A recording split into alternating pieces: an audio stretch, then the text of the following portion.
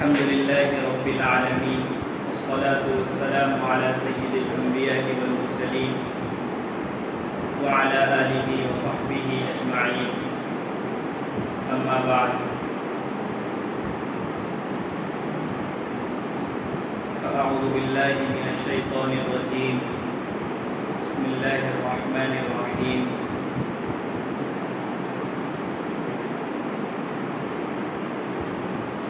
فأتوا بآية من مثله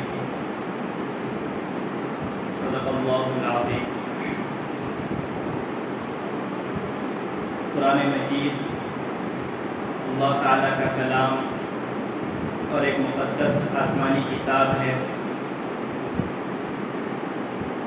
تمام امت محمدیہ کے لیے سامان ہدایت اور عمل کرنے والوں کے لیے راہ نجات ہے۔ صرف 30 پاروں پر مشتمل ہے۔ بظاہر مختصر سی کتاب نظر آتی ہے، کوئی 30 جلدیں نہیں ہیں جو آپ آج کل دیکھتے ہیں کتب خانوں میں 40 جلدیں 50 جلدیں 100 جلدوں میں کتابیں رہتی ہیں، لیکن اس میں مختصر سی کتاب 30 پاروں پر مشتمل ہے، مگر مختصر ہونے کے باوجود اس کے اندر علوم کا جو سمندر ہے اس کا کوئی کنارہ نہیں ہے۔ یہی وجہ ہے کہ علم والوں نے جب اس سمندر میں غوطہ زنی کی اور علم و حکمت کے موتی نکالے تو اپنی پوری محنت پوری کوشش صرف کرنے کے باوجود انہوں نے آخر میں یہی کہا کہ اس قرآن کے عجائبات بالکل بھی ختم نہیں ہو سکتے۔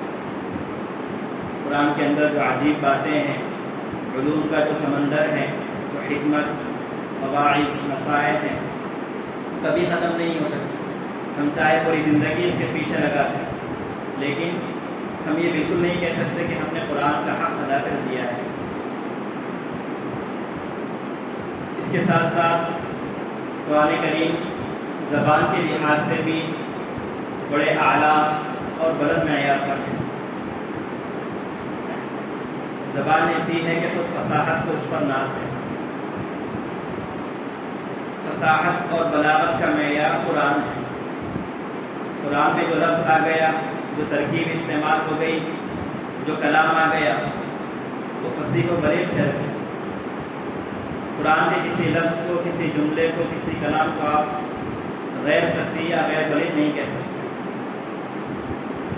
آپ قرآن میں پڑھیں گے، سب سے پہلے قرآن میں اہل عرب کو، جنہیں اپنے زبان کے جاننے پر بڑا فخر تھا، غرور تھا، وہ کہتے تھے کہ ہم ہی زبان کو جاننے والے ہیں، ہم ہی بولنے والے ہیں، ہمارے علاوہ جو دوسرے زبان والے ہیں وہ عجمی ہیں، گونگے ہیں، انہیں بولنا ہی نہیں آتا۔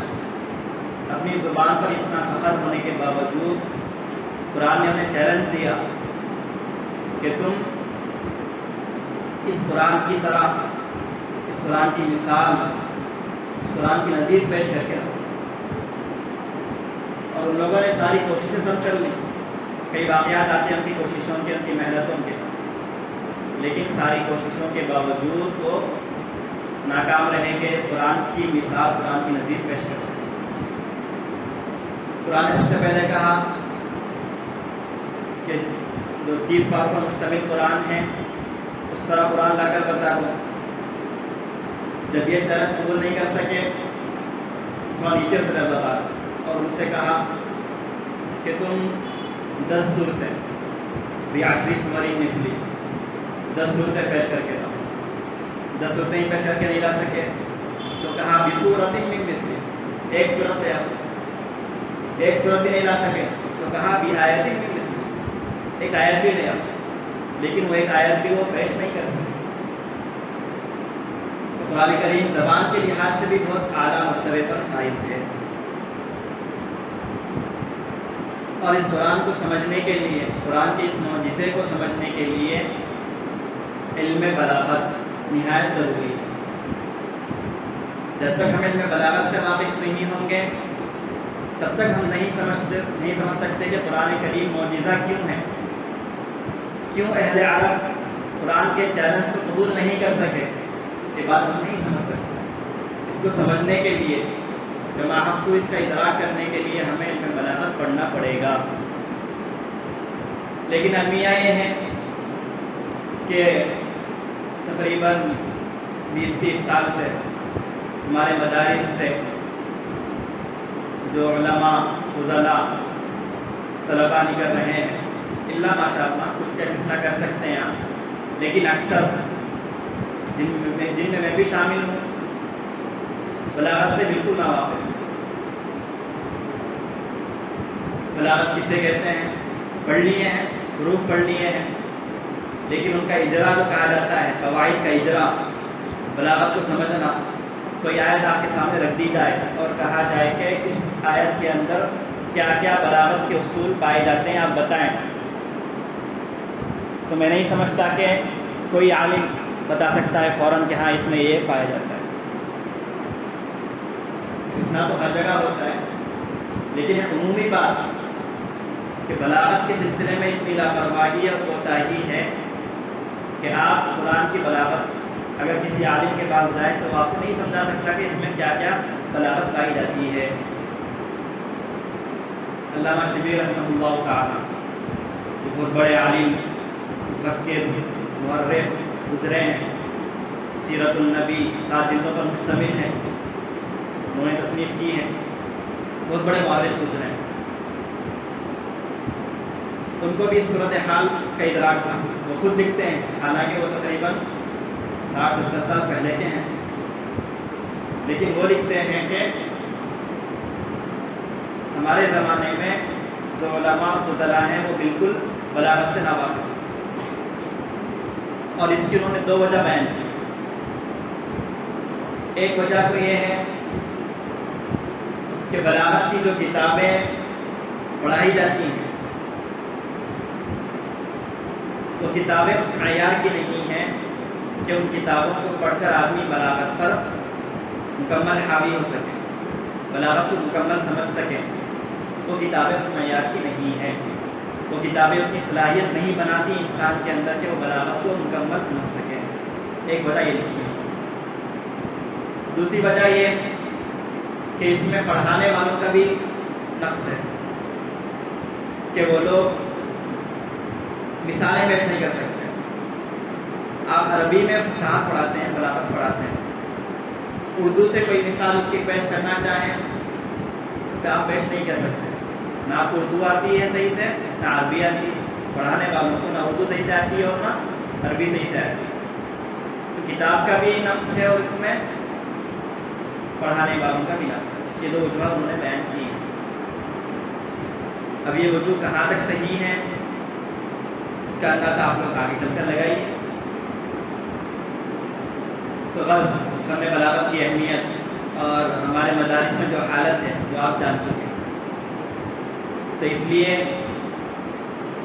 اب ظاہر ہے اب یہی صورتحال چلتی رہے کہ کسی عقل مند کے لیے کوئی عقل مندی کی بات نہیں ہے، بلکہ آپ کو کوشش کرنا ہوگا کہ اگرچہ ہم سے پہلے والے بلاغت میں تورے تھے، پہلے کا مطلب صرف 30-40 سال، بہت پہلے والے نہیں، اگرچہ وہ لوگ بلاغت سے ناواقف ہیں، لیکن ہم مقصد اپنا بنائیں، ہم کوشش کریں کہ ہم بلاغت کو مکمل طور پر پڑھیں گے بھی اور سمجھیں گے بھی۔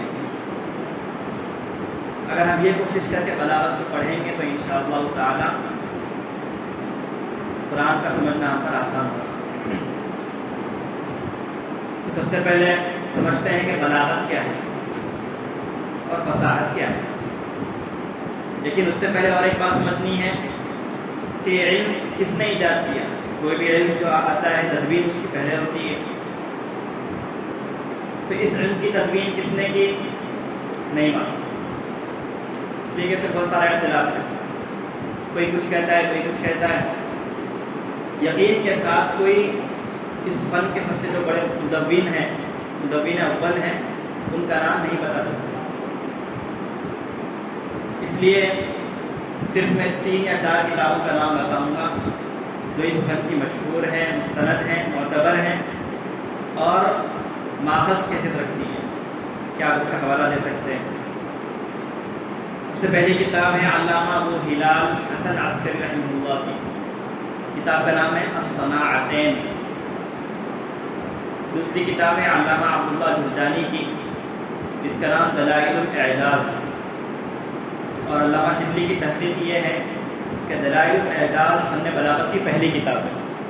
تو اس لحاظ سے اگر علامہ شبلی رحمہ اللہ کی تحقیق مان لیں اگر آپ، تو دلائل الاعجاز کو فن بلاغت کی پہلی کتاب اور اس کے مؤلف علامہ جرجانی کو آپ مدون اول کہہ سکتے ہیں اگر ان کی تحقیق مان لی جائے۔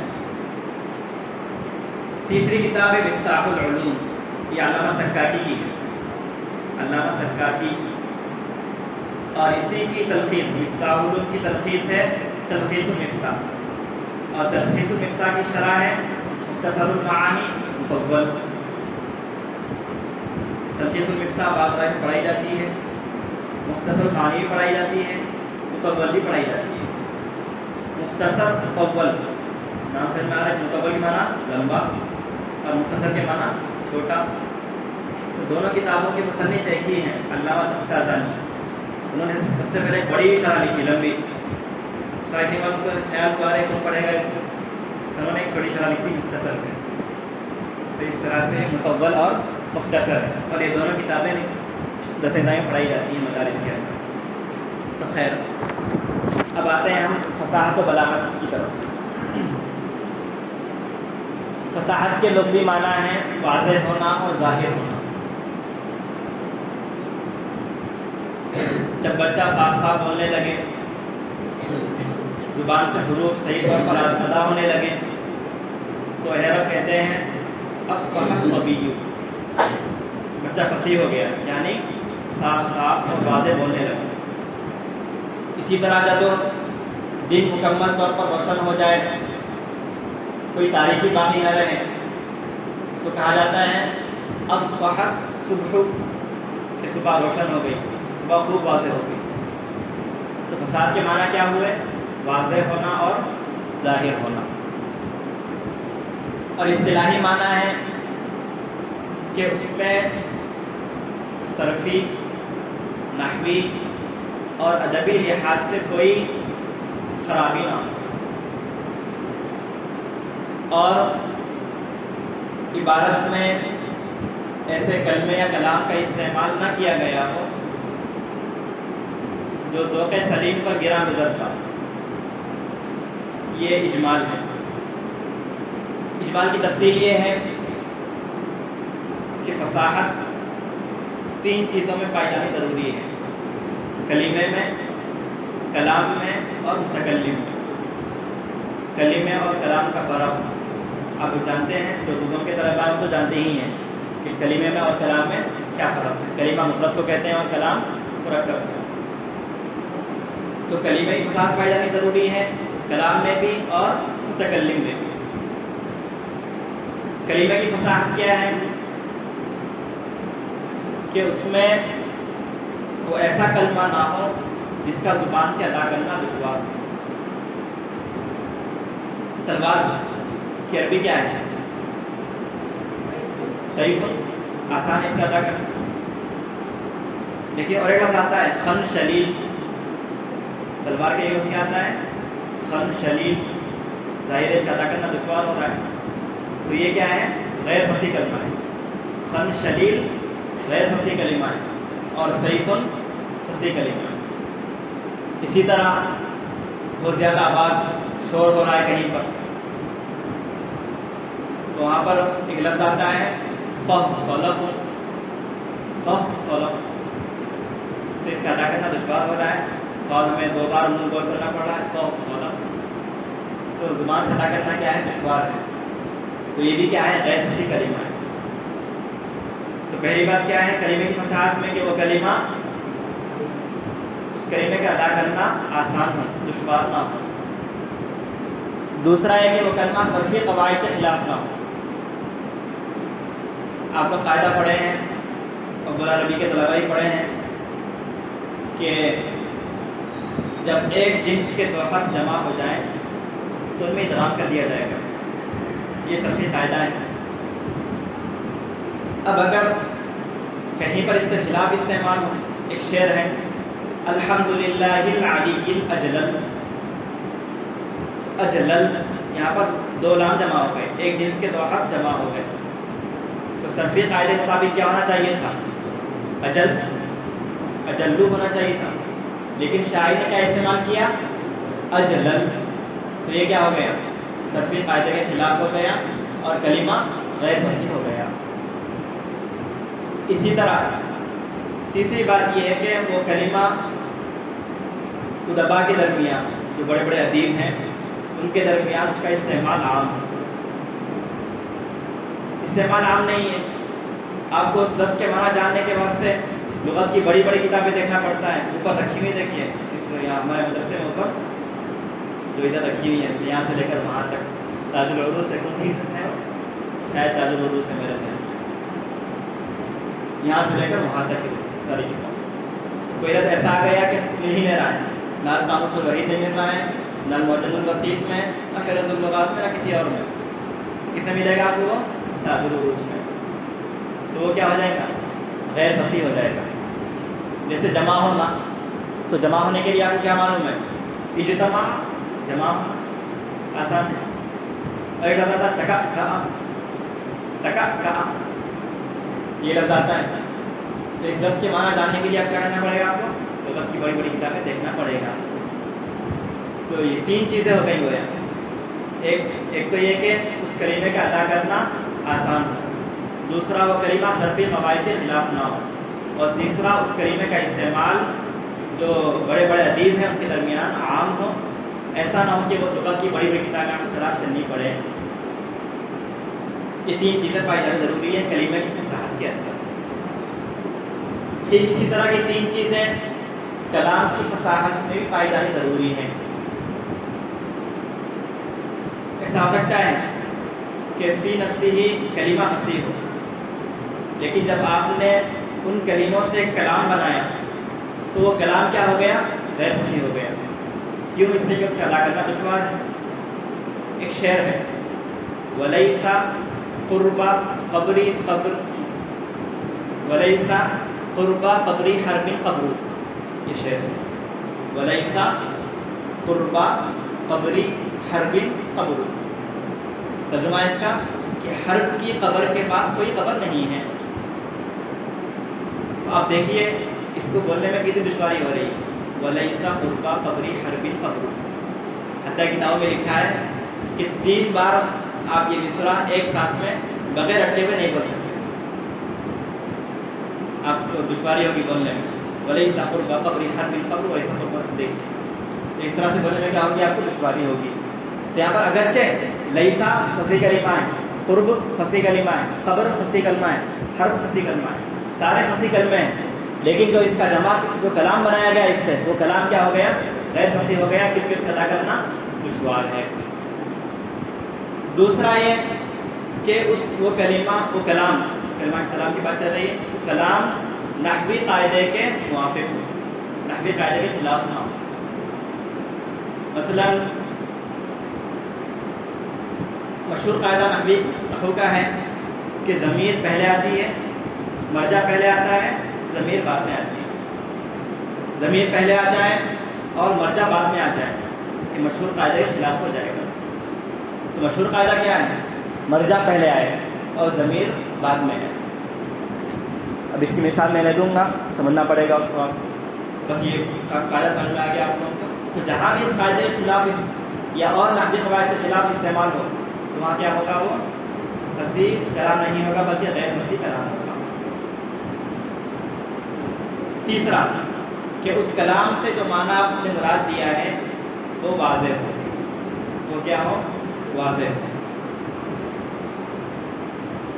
اس طرح کیا تقدیم تاخیر نہ ہوئی ہو. آپ کو پہلے مبتدا لانا تھا، آپ کیا کر لیے؟ خبر پہلے لا لیا. اس طرح کی تقدیم اور تاخیر ہو گئی کہ اس کا سمجھنا دشوار ہو گیا. یا بیچ میں کوئی ایسا جملہ آپ لا لیے، دو چیزوں کے درمیان کوئی ایسا جملہ بیچ میں لا لیے کہ اس سے سمجھنے میں دشواری ہو رہی ہے. میں نے دوم عربی میں بڑی اچھی جماعت ہے داخلہ لیا ہے. تو یہاں پر اصل کیا ہے, میں نے دوم عربی میں داخلہ لیا ہے, لیکن پیچھے کیا آیا, بڑی اچھی جماعت ہے. آپ جلدی بولیں کسی کو تو سمجھنے میں کیا ہوگی, دشواری ہوگی, فصل ہو گیا یہاں پر, تو غیر فصیح کلام ہو گیا ہے. میں نے دوم عربی میں بڑی اچھی جماعت ہے داخلہ لیا ہے, سمجھ میں کیا ہوتی ہے, دشواری ہوتی ہے. تو یہ کیا ہو جائے گا, غیر فصیح کلام ہو جائے گا. اسی طرح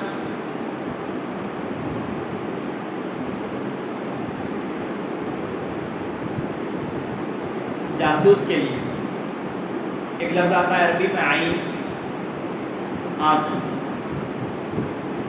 آنکھ کا استعمال ہوتا ہے کس کے لیے, جاسوس کے لیے. اب اگر کوئی اس کے بجائے لسان کا استعمال کرے جاسوس کے لیے تو یہ بھی کیا ہوگا, غیر فصیح ہوگا. تو جس کا استعمال عام ہے, عین, آنکھ, کیونکہ جاسوس دیکھ کر کام کرتا ہے اور اس کا کام دیکھنے کا ہی ہوتا ہے جاسوس کا کام. تو یہاں پر آپ اس کا استعمال کر سکتے ہیں, عین کا. سمجھ سکتے ہیں آپ کہ عین سے مراد ہو سکتا ہے جاسوس, لیکن لسان سے جاسوس کی جانب ذہن جانا آپ کے کیا ہوگا, دشوار ہوگا. تو اس کا استعمال کیا ہے, غیر فصیح ہے. تو کلمہ فصیح ہو اور کلام فصیح ہو. تیسرا, متکلم بھی فصیح ہو.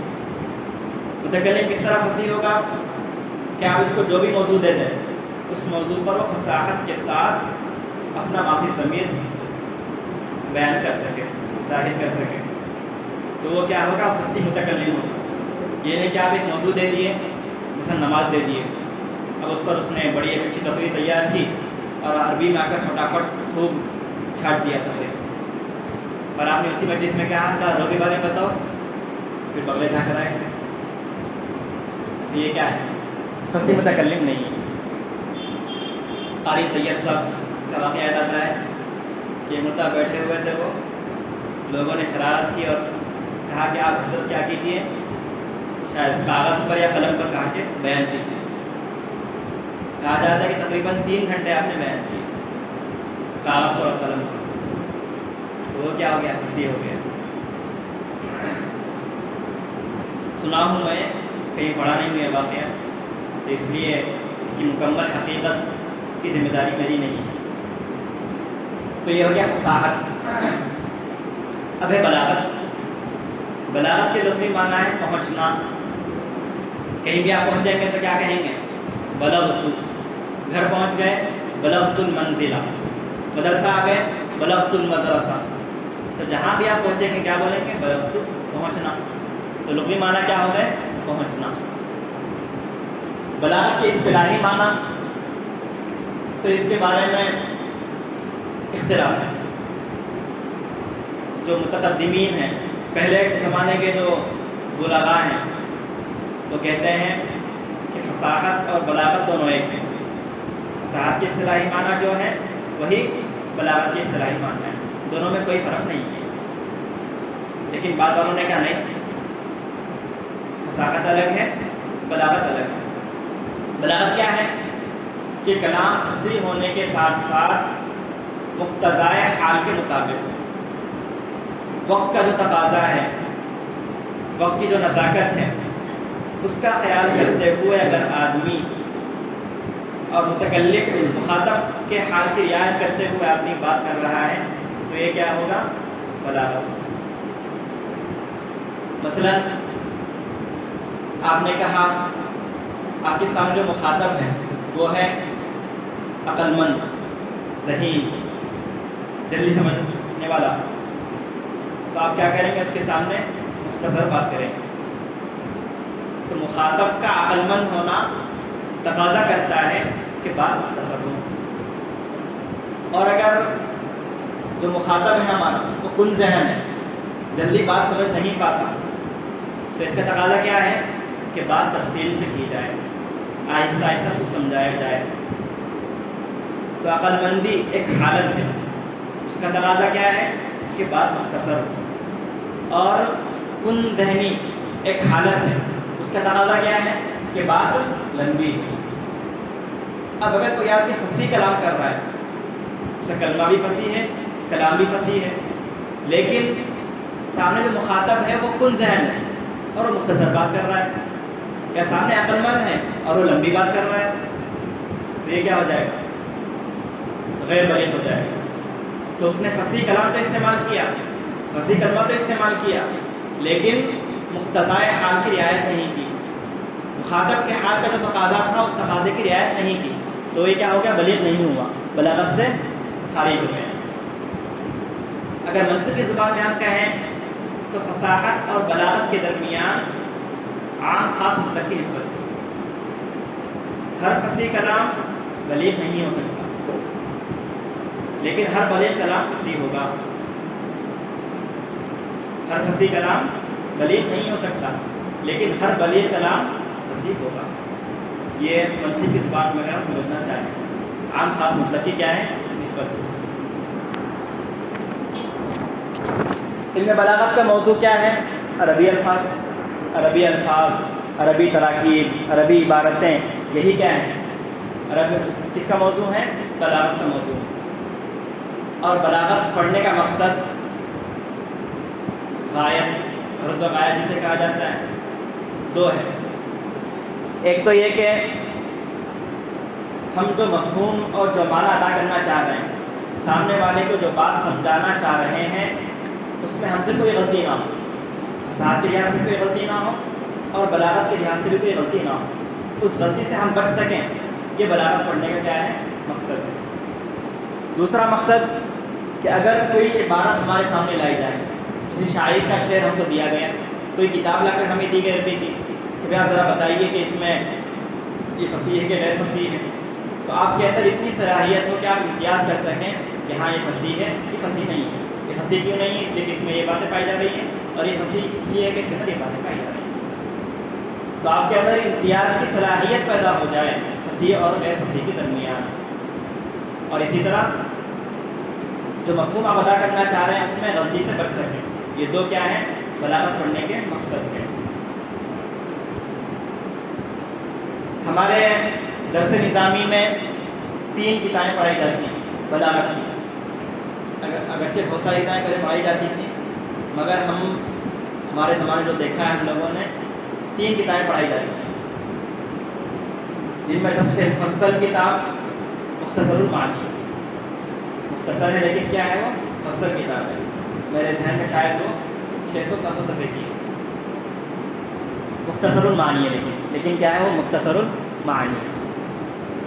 تو اس کے مصنف ہیں علامہ سعد الدین مسعود بن قاضی فخر الدین عمر بن برہان الدین عبداللہ تفتازانی، اس کے مصنف ہیں۔ تفتازانی کیوں کہا جاتا ہے؟ اس لیے کہ تفتازان یہ خراسان کا ایک شہر ہے، اور چونکہ آپ کی پیدائش وہاں پر ہوئی، وہاں کے رہنے والے تھے، تو نسبت کرتے ہوئے کیا کہا جاتا ہے؟ تفتازانی۔ تو یا کیا ہوئی ہے؟ یا ہے نسبتی، جیسے آپ کیا پڑھیں اس کو، اس میں منصوب کے بارے میں کیا پڑھیں؟ دہلوی۔ اسی طرح یہ کیا ہے؟ تفتازانی۔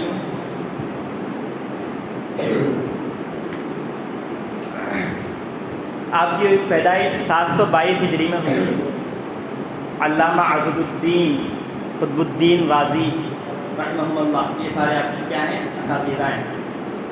علامہ کفری کہتے ہیں کہ آپ جیسے عالم کی نظیر بڑے بڑے علماء بھی نہیں ملتی ہے۔ علامہ طحطاوی کہتے ہیں کہ حنفی مذہب کی سرداری آپ پر ختم ہو گئی، سب سے آخری سردار حنفی مذہب کا جس کو آپ کہہ سکتے ہیں وہ کون ہے؟ علامہ تفتازانی۔ آپ نے ہر فن کے اندر جتنے فنون ہیں، تفسیر ہے، حدیث ہے، بلاغت ہے، نحو ہے، صرف ہے، منطق ہے، عقائد ہے، ہر فن کے اندر آپ کی کتابیں ہیں۔ اور شاید آپ کا امتیاز ہے کہ آپ کی تقریباً 5 کتابیں یا 4 یا 5 کتابیں پڑھائی جاتی ہیں مدارس کی طرف، یہ آپ کا امتیاز بھی کہا جا سکتا ہے۔ دوسری کتاب ہے البلاغۃ الواضحہ، اس کے 2 مؤلف ہیں، یعنی 2 لوگوں نے مل کر یہ کتاب لکھی ہے۔ ایک ہے علی بن صالح بن عبد الفتاح جاری، یہ مصر کے مشہور شاعر، ادیب، لغوی، فصیح اور بلیغ تھے۔ 1299 ہجری میں آپ کی پیدائش ہے اور 1949 عیسوی میں آپ کی وفات ہے۔ دوسرے مؤلف ہیں مصطفیٰ امین، آپ بھی بہترین صحافی اور ادیب ہیں. آپ کی پیدائش 1332 ہجری اور وفات 1418 ہجری میں ہوئی.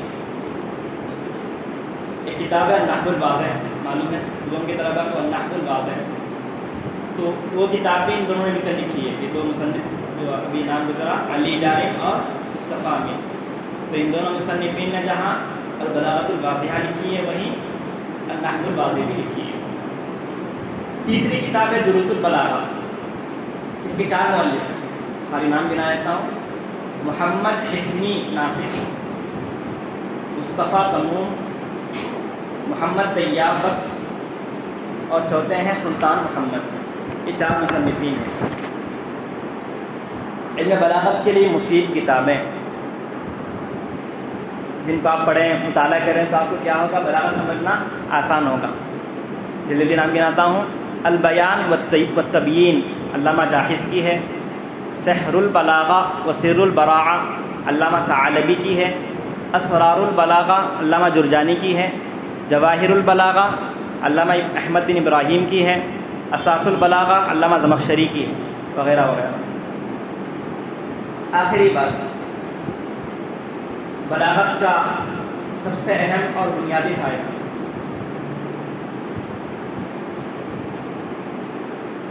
ناقص فہم کے مطابق یہ ہے کہ ہم قرآن کے اعجاز کو سمجھ سکیں.